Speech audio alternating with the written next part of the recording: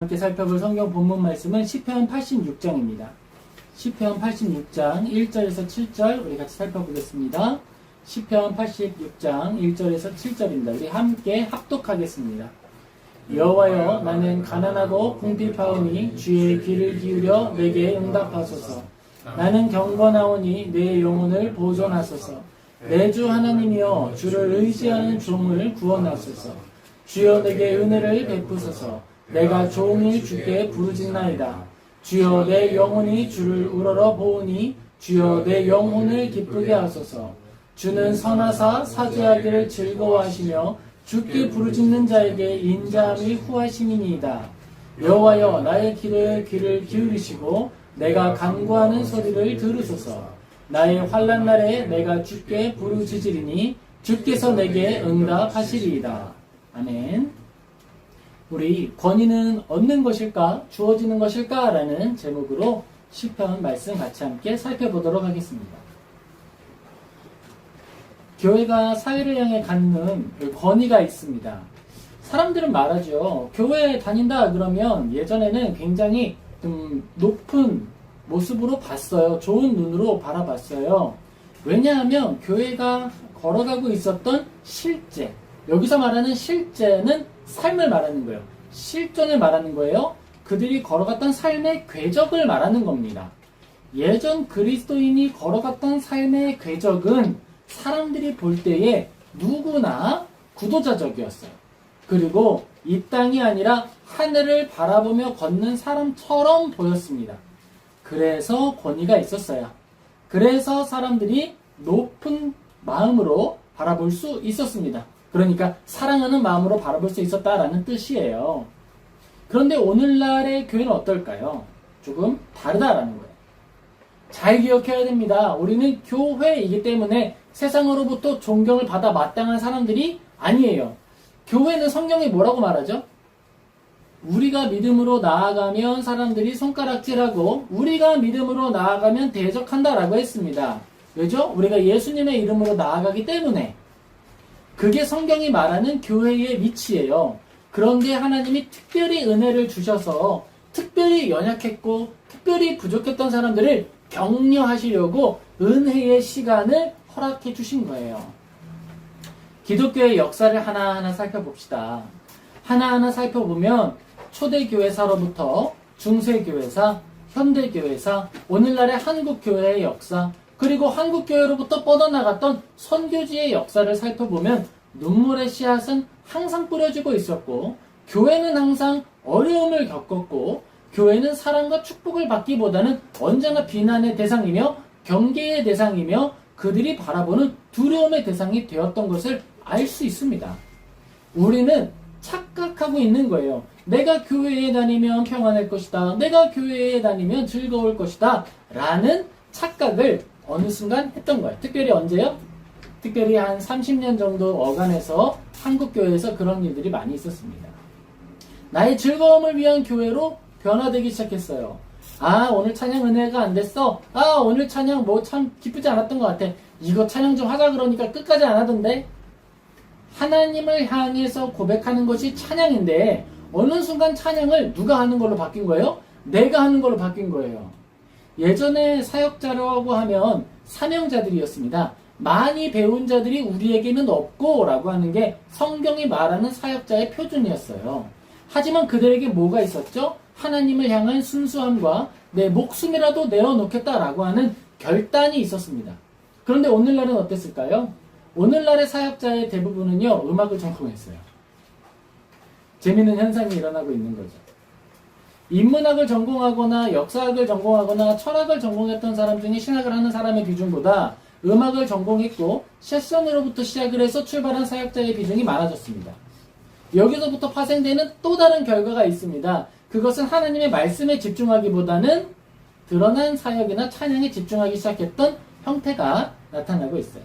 무대를 만들어내는 거, 무대를 꾸며내는 거, 마치 예배를 하나의 연극처럼 기승전결로 꾸려서 예배의 모든 요소들을 배치하고 조명을 사용하는 이런 현상들이 나타나게 됐다라는 거예요. 그런데 교회가 집중해야 하는 것은 무엇이냐라고 할 때 우리는 고민을 해봐야 하는 것입니다. 교회는 이 땅 가운데에 하나님께 사랑받은 사람입니다. 그런데 하나님께 사랑을 받았다라고 하는 이 사실을 생각해야 돼요. 그냥 그것을 받아들이는 게 아니라 생각해야 돼요. 내가 왜 사랑받았을까? 어떻게 사랑받았을까? 나는 사랑받을 만한 이유가 있었을까? 나는 목사인데 목사를 감당할 만한 능력이 더 있는 것일까? 이런 것들을 하나하나 따져보는 거예요. 이게 필요합니다. 그리스도인으로서 그러면 나는 성도 될 자격이 있을까? 아니죠. 나는 죄인 중에 괴수입니다. 저는 이 직분을 감당할 자격이나 능력이 더 뛰어나서 여기를 맡고 있는 겁니까? 아닙니다. 죄인 중에 괴수이고 가장 낮은 자 중에 하나님이 꼭 붙으셔야 하는 사람 중 하나였기 때문에 맡고 있는 거예요. 자, 그렇기 때문에 결론이 이어집니다. 나는 죄인이고 사망이 마땅하고 지옥에 가는 것이 합당하지만 그런 나를 사랑하셔서 예수님이 나에게 그의 십자가 피를 쏟아주셨다. 그래서 내가 구원받았다. 그래서 내가 하나님께 붙들렸다라고 고백을 하죠. 그래서 우리는 뭐가 됩니까? 빚진 자가 됩니다. 빚진 자가. 예수님은 말씀하시죠. 나는 너 사랑해서 그런 거야. 너 빚 안 갚아도 돼. 그럼에도 불구하고 우리는 빚진 자가 되는 거예요. 왜죠? 나는 아무 자격도 없는데 성도가 되었고 아무 자격도 없는데 사랑받았는데 내 옆에 있는 이웃들은요. 저들은 나보다 더 탁월하고 나보다 더 사랑받을 만하고 나보다 더 아름다운 하나님의 형상인데 아직 복음을 듣지 못했어요. 그래서 우리는 빚진 자의 마음으로 복음을 전한다라고 말하는 거예요. 빚진 자라고 할 때 그 표현은 이러한 내러티브를 가지고 있는 거예요. 이러한 이야기를 가지고 있는 거예요. 서사를 가지고 있는 거예요. 나 빚진 자 없는데 왜 나 빚진 자라고 그러는 거야? 예수님은 왜 빚진 자를 만드시는 거지? 나 예수님 나 구원해달라고 한 적 없잖아요. 마음대로 구원해놓고 왜 나를 빚진 자라고 말하시는 거예요? 그게 아니고요. 하나님이 우리를 구원하셨는데 내가 구원을 받았음에도 불구하고 죄인이라는 것과 변화되지 않는 상황에서 나아가고 있다는 사실로부터 그럼에도 불구하고 나를 끝까지 붙드시는 하나님의 사랑으로부터 나는 빚진 자가 되고 이웃을 향하여서 사랑을 전해야만 하는 사명자로서의 그 위치를 그 사명이 뿜어져 나오는 근원을 확인하게 되는 것입니다. 그래서 교회는 시대를 향해서 빚진 자가 되고 낮은 자를 향해서 빚진 자가 되는 거예요. 그래서 교회는 이 시대를 섬기고 이 나라를 섬기고 하나님의 뜻이 하늘에서와 같이 이 땅에서 이루어지도록 나의 삶을 내어 드리는 것입니다. 비참해져도 되고요. 모자라져도 되고요. 모욕당해도 되고요. 수치를 당해도 됩니다. 당해도 됩니다. 왜죠? 나는 하나님께 그보다 더 탁월한 예수 그리스도의 생명을 받았기 때문입니다. 그러니까 나는 하나님의 말씀으로 인해서 기뻐하고 하나님의 말씀으로 인해서 죽을 수 있다라는 거예요. 우리가 읽었던 성경 본문의 5절은 이렇게 이야기합니다. 주는 선하사 죄 사하기를 즐거워하시며 주께 부르짖는 자에게 인자함이 후하심이니이다. 하나님께서 교회를 이 땅 가운데 빛과 소금으로 부르신 것은 교회에 문제가 없고 죄가 없기 때문이 아닙니다. 그럼에도 불구하고 사랑하시기 때문에 부르신 거예요. 교회가 하는 선택이 언제나 옳고 좋은 길로만 걸어가기 때문에 선택하신 것이 아닙니다. 오히려 교회는 세상보다 더 미련하고 더 잘못이 많이 나타날 수 있습니다. 성경이 증언하기를 이곳에는 문벌 좋은 죄가 많지 않다라고 하고 있어요. 그러니까 이성적인 판단이 잘 안 될 수도 있다라는 거예요. 교회는 미련하니까. 하지만 그럼에도 불구하고 선한 선택하기를 늘 힘써야 한다라는 거예요. 교회는 그럼 언제 권위를 갖는 거예요?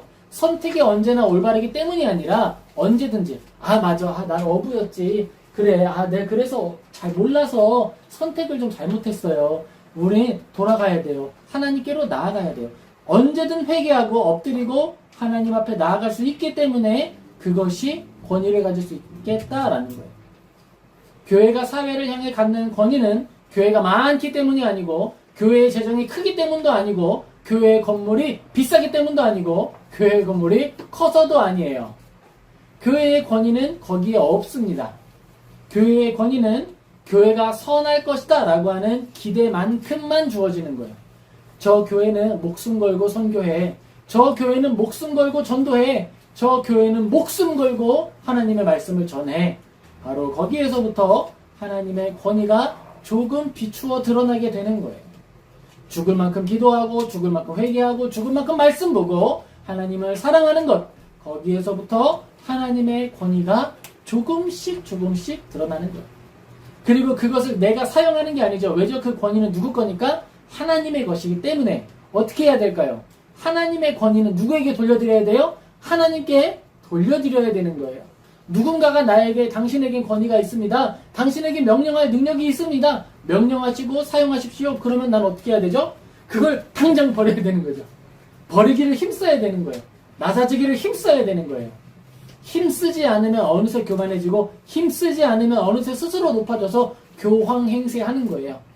그래서 나는 버리기를 힘써야 됩니다. 하나님 앞에 늘 회개하고 인생의 무게를 묵묵히 짊어지고 나아가는 것이 교회의 여정입니다. 때때로 걸어가다 보면 어제 위에 온도가 40도 왔다 갔다 하더라고요.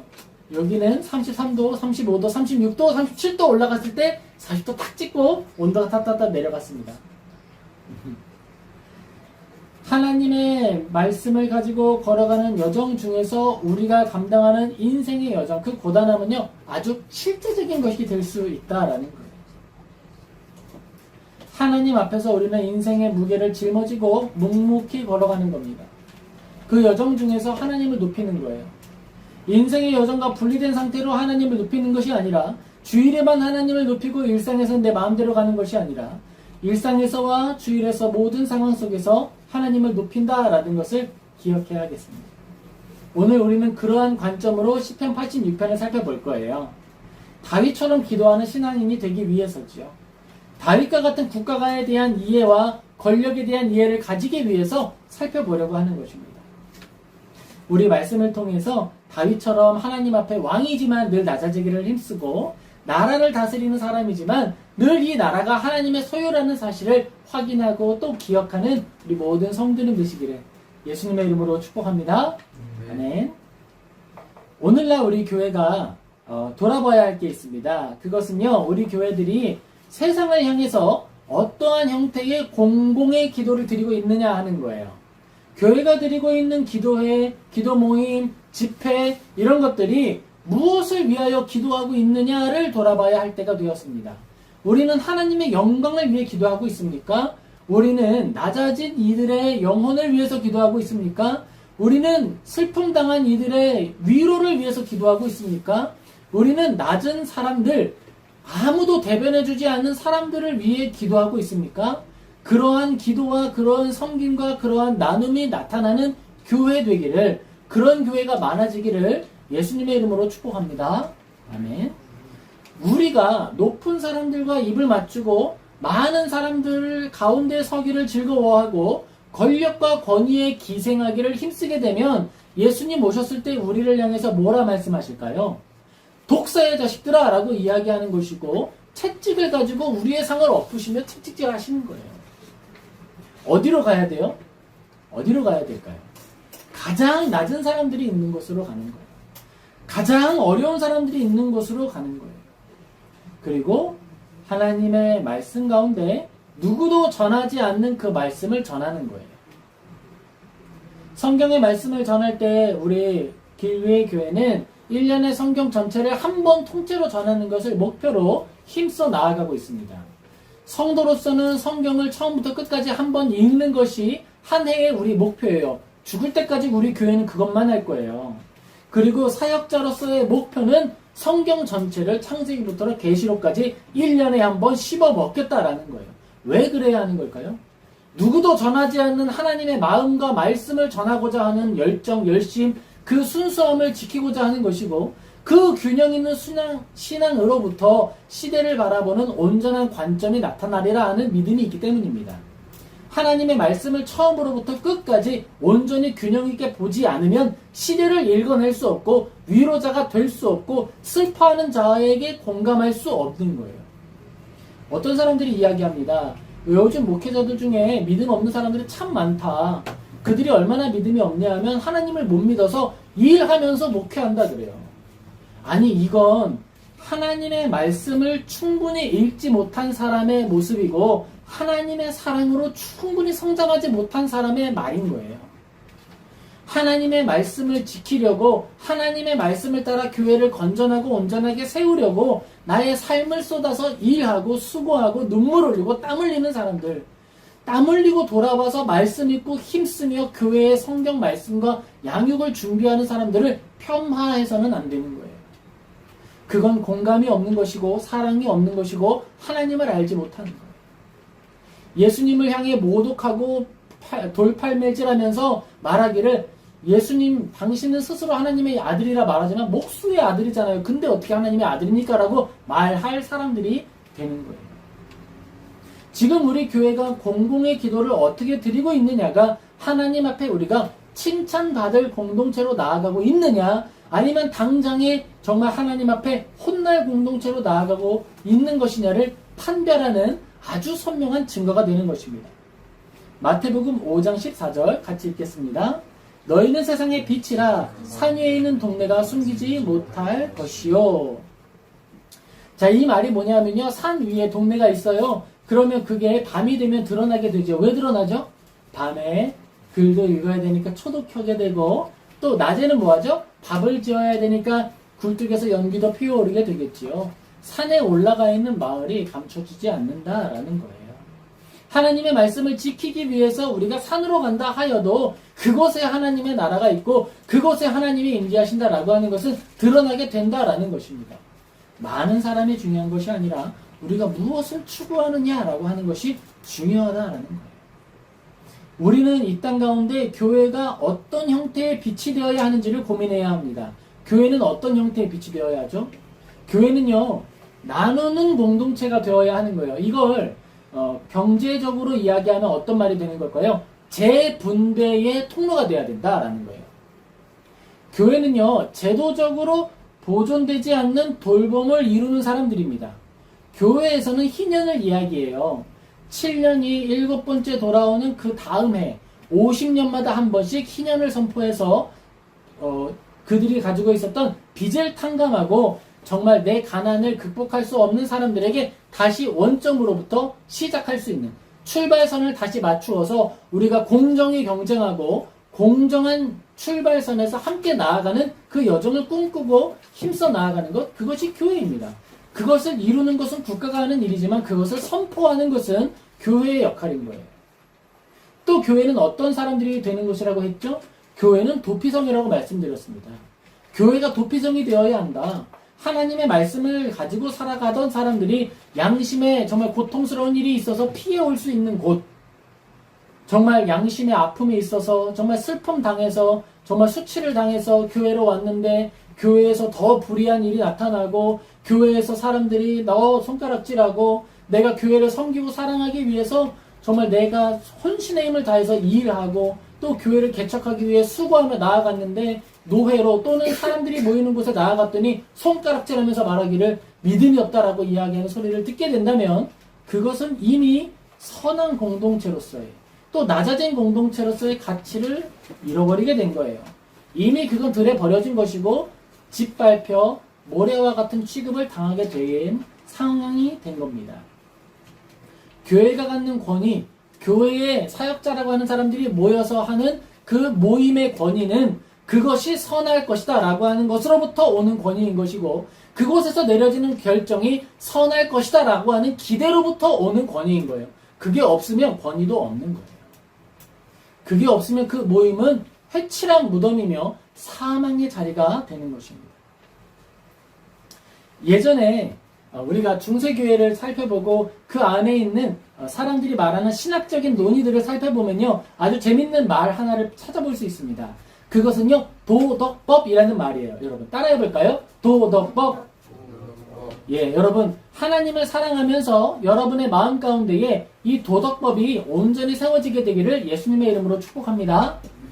옛날 사람들은요 이렇게 말했어요. 사람에게는 누구에게나 도덕법이 존재한다 라고 말했습니다. 이 도덕법은 도대체 뭘 말하는 걸까요? 이걸 오늘 우리 시대의 말로 바꾸면요, 따라해보세요. 두 글자입니다. 양심. 네, 오늘 이 말은요 다른 말로, 오늘날 말로 바꾸면 양심이라고 하는 거예요. 또 한국에 있는 말로 바꿀 수도 있습니다. 그것은요 부끄러움을 아는 마음을 말하는 거예요. 부끄러움을 아는 마음. 얼마나 그것이 당연시 여겨졌냐 하면 그것을 신학적인 논의 속에 당연한 말처럼 전제하고 이야기를 하는 거예요. 아니, 모든 사람들에게는 도덕법이 있잖아. 그것은 하나님의 영이 모든 사람 가운데 일하고 있다라고 하는 증거다라고 하는 거예요. 이렇게 말할 정도예요. 그런데 오늘날은 어떻죠? 오늘날 우리나라가 나아가는 모습과 사람들의 살아가는 삶의 모습을 바라보면 순수한 사람들은 작은 죄에 부끄러워하고 두려워합니다. 그런데 어떤 사람들은 자기가 짓고 있는 거짓말에 대해서도 부끄러움을 갖지 않습니다. 오히려 어떻게 하죠? 부끄러움을 가지면 그것 때문에 자기가 폄하당하고 손가락질 당할까봐 더더욱 떳떳하게 나가려고 하는 거예요. 그게 오늘 우리 시대입니다. 그런 시대에서 우리는 살아가고 있는 거예요. 그런 우리가 어떻게 어떤 여정을 걸어가야 할 것인가라고 하는 도전을 받고 있는 거예요. 우리는 어떤 삶을 살아가야 하는가? 먼저 우리가 이야기하겠습니다. 먼저 우리는요, 권위를 버리는 삶을 살아야 하는 거예요. 스스로 높아지려고 하지 말고, 스스로 많아지려고 하지 말고, 내 자랑을 만들어내려고 하지 말고 해야 할 일을 하면 됩니다. 목회자는 창세기부터 계시록까지 처음부터 끝까지 우리가 건전한 해석을 할 수 있도록 노력을 하면 되는 거예요. 그것을 통해서 교회를 세우시는 건 하나님의 역할이고 우리가 할 일은 그 역할인 겁니다. 성도는 어떻죠? 학생의 자리에서는 어떻게 해야 되죠? 학생의 자리에서는 학생으로서의 순수한 열정을 가지고 내가 해야 할 일을 감당하는 거예요. 그리고 또 해야 될 게 있어요. 꿈 꿔야 돼요. 여러분, 학생들은 꿈 꿔야 됩니다. 하나님은 마음의 소원을 주사 당신의 뜻을 이루신다라고 했습니다. 그러니까 학생 때에는 하나님이 나를 통해 무엇을 이루실까를 고민하며 꿈 꾸어야 하고 그 꿈을 향해 기도해야 하고 그 꿈을 이루기 위해 노력해야 되는 거예요. 그것이 바로 하나님의 뜻을 이루는 길입니다. 하나님, 제가 과학자가 되는 게 하나님의 뜻입니까? 하나님, 제가 국회의원이 되는 게 하나님의 뜻입니까? 묻지 마세요. 마음이 뭘 좋아하는지를 생각하세요. 그리고 내가 결정하시고 그것에 하나님이 임재하시리라는 믿음을 가지고 수고하여 땀 흘려 그 일을 이루시기 바랍니다.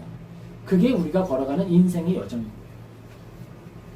다윗의 인생 여정은 어땠습니까? 열심히 살았죠. 내가 목동일 때에는 가족들이 나를 부르지 않아도 그냥 그 말에 순종해서 어디든지 가서 양을 치는 사람으로 살았어요. 그리고 다윗이 전쟁 중에 나아가게 됐을 때는 목숨 걸고 싸웠습니다.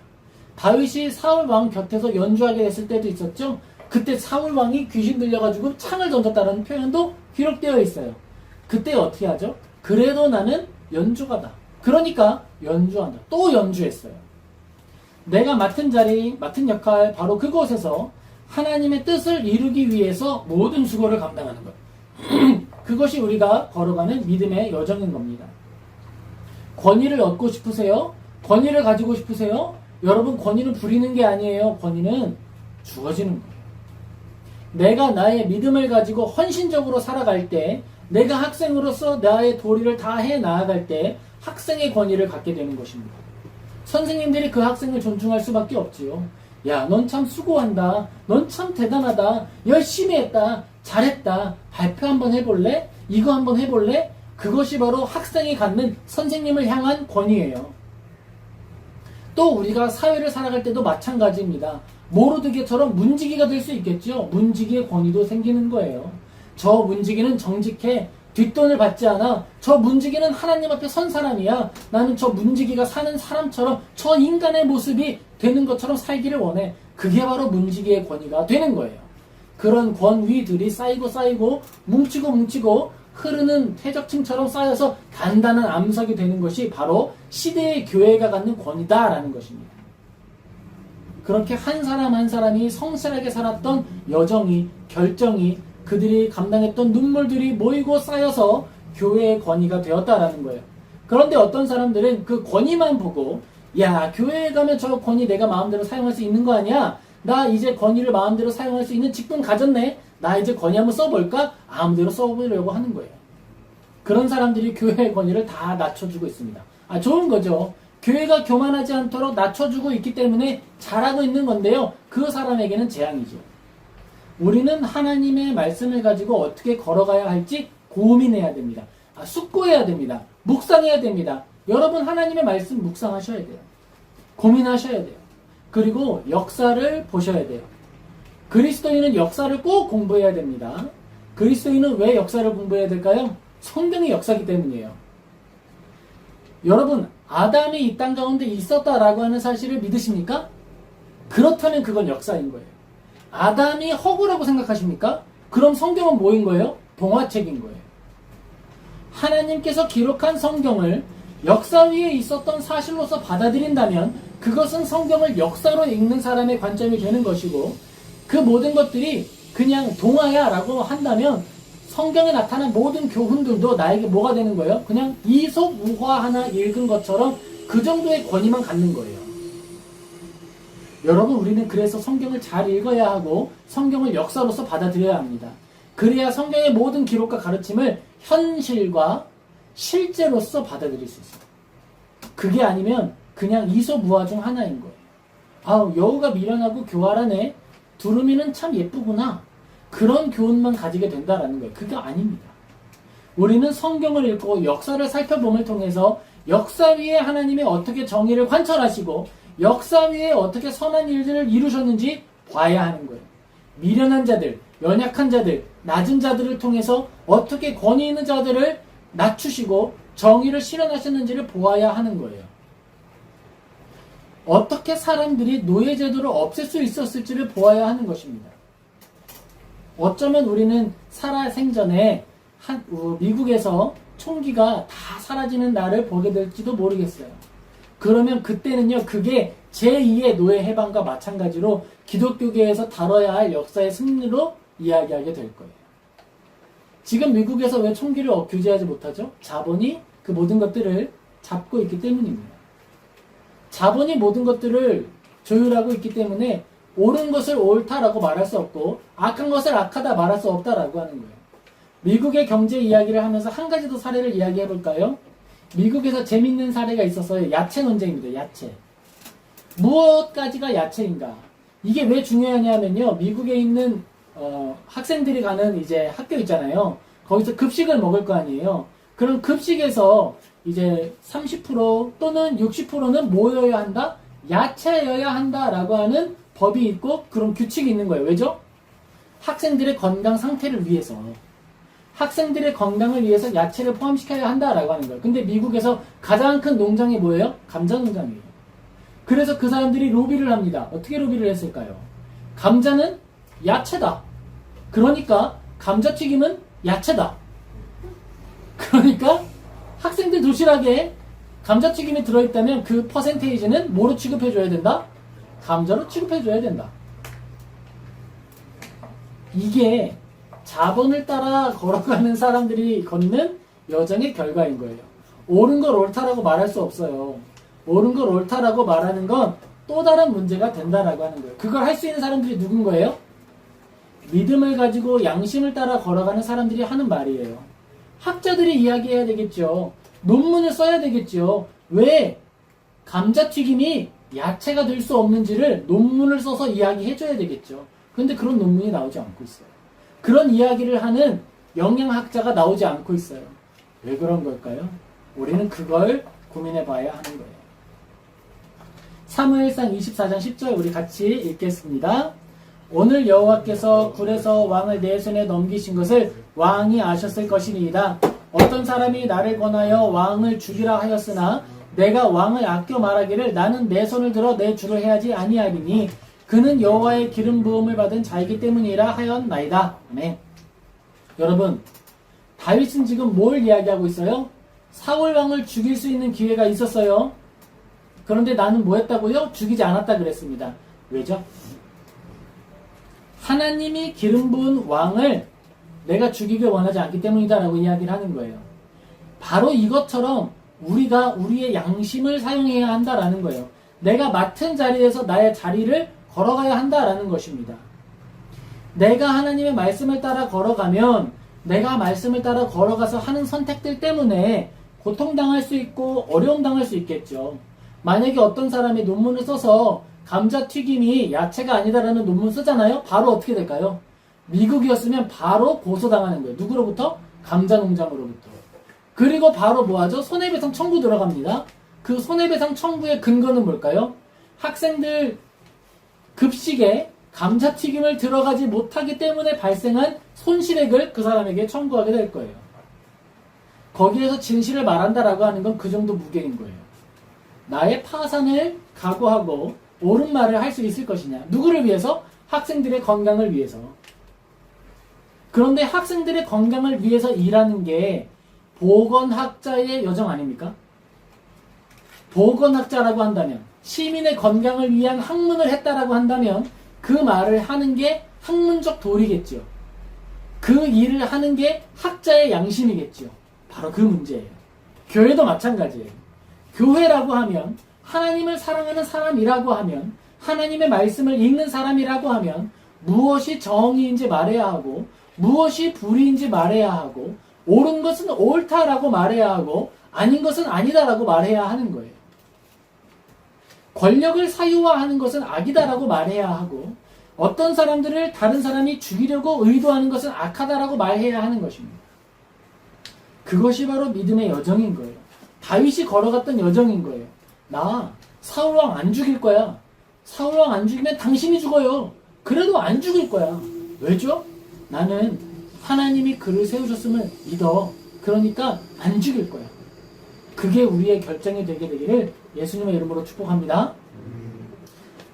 우리가 요한계시록 18장 2절 같이 한번 살펴보도록 하겠습니다. 같이 읽겠습니다. 힘찬 음성으로 외쳐 이르되 무너졌도다 무너졌도다 큰 성 바벨론이여 귀신의 처소와 각종 더러운 영이 모이는 곳과 각종 더럽고 가증한 새들이 모이는 곳이 되었도다. 아멘. 여러분, 정말로 어떤 의미에서는 어떤 사람들은 이미 더러운 성 바벨론처럼 귀신의 처소가 되어서 각종 더럽고 가증한 새들이 모이는 자리가 되어버렸을 수 있습니다. 최소한 전광훈 씨가 모이는 그곳은 하나님의 진리를 전하는 것이 아니라 더럽고 가증한 새들이 모여서 다른 일을 하는 곳이 되었습니다. 우리가 하나님의 말씀을 가지고 걸어갈 때에 이제는 분별해야 됩니다. 예전에는요, 교회 공동체에서 잘못된 것들과 그릇된 것들을 잘 판별해 줬어요. 그래서 그러한 것들이 암석처럼 굳어져서 교회의 권위를 가졌습니다. 그래, 저런 단체가 하는 결정들은 좋은 결정일 거야. 그런데 어떤 사람들이 이름을 만들어내기 시작했어요. 한국기독교총회라는 이름을 만들었어요. 한기총회예요, 그게. 그리고 그 대표됐던 사람이 전강훈이었습니다. 그때 제가 작은 목회자 중 하나지만 글을 하나 썼어요. 한기총은 교회를 대표하지 않는다라고 글을 썼습니다. 누구 마음대로 그 이름을 썼는지 아무도 질문하지 않았어요. 그랬더니 그들은 마치 그들의 말이 교회 전체를 대변하는 것처럼 말하기 시작했습니다. 각종 더럽고 가증한 새들이 모이는 곳이 되었도다. 그런 거예요. 우리는 잘 기억해야 됩니다. 어떤 말을 하고 어떤 말을 하지 않는지 보아야 하는 거예요. 그리고 이제 우리는요, 되게 고민해야 되는 시대가 됐어요. 예전에는 조직과 단체가 교회의 건전성을 판별해 줬거든요. 이젠 아니에요. 이제는 그 안에 속한 공동체의 일원이 판별해야 됩니다. 선택해야 되고 살펴보아야 하는 거예요. 요한계시록 18장 15절 같이 읽겠습니다. 바벨론으로 말미암아 치부한 이 상품의 상인들이 그의 고통을 무서워하여 멀리 서서 울고 애통하여. 어떤 사람들이 이야기하게 될 겁니다. 나 바벨론과 거래해서 돈 좀 벌었잖아. 야, 저 교회 가봐. 저 교회 가면 장로님이 어디 회장님이야. 그러니까 거래처를 만들 수 있을걸? 야, 저기 가봐. 저기 가면은 어떤 떡볶이집 무슨 대표가 저기에 장로래. 집사래, 안수집사래. 그러면 저기 가면 프랜차이즈 싸게 할 수 있을걸? 바벨론으로 말미암아 치부했다라고 하는 것은 부유함을 취득했다라고 하는 거예요. 바벨론과 거래해서 부유함을 얻었던 사람들이 그의 고통을 무서워하며 멀리 서서 울고 애통해야 할 것이다 라는 것입니다. 교회에 갈 때 부유함을 얻기를 원하고 내가 저기에 가면 어떤 사회적인 이득을 얻을까 고민하며 교회에 참여하셨습니까? 여러분 주의하시기 바랍니다. 그것은 교회의 표지가 아니라 사탄과 거짓 더러운 영들이 모이는 증거입니다. 하나님의 말씀을 따라 모이는 자들의 증거는 낮아지는 것이고 온전해지는 것이고 회개하는 것입니다. 나에게 혹 더러운 권위가 주어질까봐 두려워 떨리는 마음으로 버려내고 덜어내는 것이 교회의 여정입니다. 우리가 믿음의 여정을 걸어갈 때에 하나님의 말씀을 기뻐하게 되기를 예수님의 이름으로 축복합니다. 골로새서 1장 24절 우리 같이 한번 읽겠습니다. 같이 읽겠습니다. 나는 이제 너희를 위하여 받는 괴로움을 기뻐하고 그리스도의 남은 고난을 그의 몸된 교회를 위하여 내 육체에 채우노라. 아멘. 프랑스에 있었던 피에르 발도의 발도파 사람들과 하나님의 말씀을 따라 살기를 원해서 교황주의자들을 떠났던 사람들의 삶을 기억하시기를 바랍니다. 이제는 우리가 그러한 삶을 시작할 때가 됐는지 모르겠어요. 어느 순간 교회는 이렇게 될 거예요. 사람들이 많이 모이는 곳을 떠나서 산 위에서 예배 드리는 게 일반적인 모습이 되는 거예요. 왜죠? 사람들이 많이 모였다 하는 곳이 교회인 줄 알고 갔더니 그곳에 더러운 영들이 모이는 사망의 골짜기가 되어 있을 수 있기 때문입니다. 그러면 우리는 어디로 가는 거예요? 당연히 산으로 가서 예배하게 되는 거예요. 그렇게 예배했던 사람들이 피에로 발도의 발도파 사람들이었고 순수한 믿음을 가지고 모였던 개혁주의자들, 종교개혁자들의 후손들과 종교개혁을 예비했던 교회의 모습이었습니다. 이제는 교회에게 권위를 부여하는 것에 대한 회의론이 부여되고 있어요. 지금 한국교회는 많이 아픕니다. 무려 70%가 되는 사람들이 한국교회의 우려를 표하고 있습니다. 왜 그럴까요? 그들이 하고 있는 모습은 선하지도 않고 온전하지도 않고 하나님의 말씀을 따라 여정을 걸어가고 있는 것도 아니기 때문이에요. 그들이 외치고 있는 구호가 신천지의 구호와 일치하고 있고 그들이 말하고 있는 노래와 찬양의 가사들이 전강훈의 이야기와 일치하고 있습니다. 그곳에는 진리가 없고 그곳에는 하나님을 향한 사랑이 없는 거예요. 하나님을 즐거워하는 사람들은 늘 낮은 자들과 연약한 자들과 함께하기를 힘썼습니다. 그리고 언제나 우리는 올바른 것을 분별하기 위하여서 역사를 살펴보아야 합니다. 사실을 살펴보아야 합니다. 현실을 보아야 하는 거예요. 만약에 한국의 상황을 한국 가운데서 보기 힘들다면 다른 뉴스를 보면 됩니다. 다른 뉴스는 미국에 있는 많은 뉴스들이 있습니다. 그리고 프랑스에 있는 르파리지앙이나 많은 뉴스들이 있습니다. 다른 뉴스들을 비교 대조하면서 살펴보면 됩니다. 하리슨 포드나 다른 뉴스 그리고 많은 저널리즘을 살펴보면 되는 거예요. 그리고 그것을 통해서 역사를 분별하는 거예요. 지금 정치적 문제가 종교적 문제로까지 번지는 지점을 바라보고 있습니다. 모르겠어요. 하나님이 기회 주시면 제가 여기서 역사학을 전공하게 되고 박사학위를 진행하게 될 텐데 그때 아마 한국의 현대사를 공부하면서 정치적 연합과 그 상황에 대한 결과들을 분석하게 되는 일을 하게 될지도 모르겠어요. 그만큼 흥미로운 일이 일어나고 있는 거예요. 흥미로운 일이 일어나고 있는 거예요. 예전에 노예제도를 반대하며 남쪽에서 이제 농장을 크게 가진 사람들이었죠. 그들은 노예가 많았다 그랬잖아요. 그들과 함께 노예제도는 유지되어야 한다라고 외쳤던 사람들을 우리는 현재 이 시간 한국에서 목도하고 있는 거예요. 하나님이 어떤 사람들과 함께 하실지 우리는 각자 고민해야 하는 겁니다. 그리고 그걸 시민의 말들로 표현하는 거예요. 교회 이름으로 가서 집회하면 안 돼요. 큰일 나요. 그러면 안 되는 거예요. 하나님의 이름이 모독되는 거예요. 어떻게 하죠? 그러면 시민의 이름으로 나아가서 촛불을 들면 되는 거예요. 시민의 이름으로 나아가서 노래하고 외치면 되는 거예요. 거기에 교회 이름이 들어가서는 안 된다라는 거예요. 우리는 하나님을 사랑하는 공동체입니다. 그래서 그리스도의 몸된 교회를 위하여 고난을 내 육체에 채우는 거예요. 뭐를 위해서죠? 선을 이루기 위해서. 그리고 그게 쌓이면 뭐가 되는 거예요? 교회가 선한 일을 결정할 것이다 라고 하는 그 가치로 인해서 교회가 권위를 조금 가지게 되는 거예요. 지금 우리는 그 여정을 걸어가야 한다는 거예요. 학생은 학생으로서 성실함을 통해 학생의 권위를 가지고 교회는 교회로서의 순수함, 그 말씀을 지켜나가고자 하는 결단과 노력, 그거를 통해 권위를 가지게 된다는 거예요. 그리고 시민은 시민의 권위를 가지고 국가를 향해 저항할 수 있어요. 그럼요, 해야죠. 그 저항은 어떻게 하는 거예요? 폭력이 아니라 건전한 시민의 모습으로 하는 거예요. 그것이 바로 시민의 사회 참여이고 교회의 건전한 여정이고 성도의 사명을 감당하는 은혜의 여정이 되는 것입니다. 우리 말씀을 기억하며 몇 가지 교훈을 마음에 새기게 되기를 예수님의 이름으로 축복합니다. 먼저 우리가 기억해야 할 것이 있습니다. 먼저 우리가 기억해야 할 것은요, 교회가 누구를 위해 존재하는지를 기억해야 한다는 거예요. 여러분 기억하세요. 교회는 권위자를 위해서 존재하는 거 아닙니다. 교회는 낮은 자를 위해서 존재하는 거예요. 사회에 소외된 자들을 위해서 존재하는 겁니다. 교회가 낮은 자를 위해 존재하지 않으면 누가 노숙자에게 전도하고 누가 낮은 사람들에게 하나님을 전하겠습니까? 안 되는 거예요. 교회는 낮은 자를 위해 존재하는 겁니다. 둘째로 순전한 여정을 꿈꾸며 나아가는 우리 모두가 되기를 예수님의 이름으로 축복합니다. 하나님을 향한 믿음을 걸어가야 됩니다. 우리는 순례자가 되어야 하는 거예요.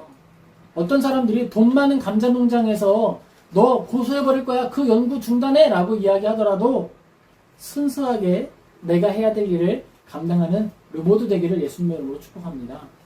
여러분이 기자가 된다 그러면 어떻게 될까요? 야, 너 그거 취재하면 큰일 난다. 사실에 입각한 취재하지 마. 내가 주는 것만 발표해. 그래도 내가 해야 할 일을 감당하는 거예요. 알 권리를 위해서 올바른 것을 전해야 하는 거예요. 그것이 우리가 걸어가는 이 믿음의 여정이 되어야 한다라는 거예요. 내가 갖추어야 할 나의 직책에 온전한 일을 감당하는 것이 우리의 의무 되기를, 사명 되기를 예수님의 이름으로 축복합니다. 마지막으로 기억해야 할 것이 있습니다. 마지막으로 우리는 하늘 시민권을 가진 사람으로서 이 땅 위에서 더욱 성실하고 건전하게 살아가야 할 것입니다. 반드시 그래야 합니다. 선한 그리스도인은, 건강한 그리스도인은 건강한 시민인 거예요. 어떤 사람이 건강한 그리스도인입니다 하고 열어봤더니 그 안에 건전한 시민의 모습이 전혀 없어. 그걸 어떻게 하죠? 그럼 병든 그리스도인이에요. 건전한 시민이 바로 건전한 그리스도인인 것입니다.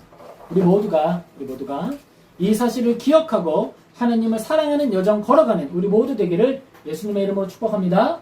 아멘. 기도하겠습니다.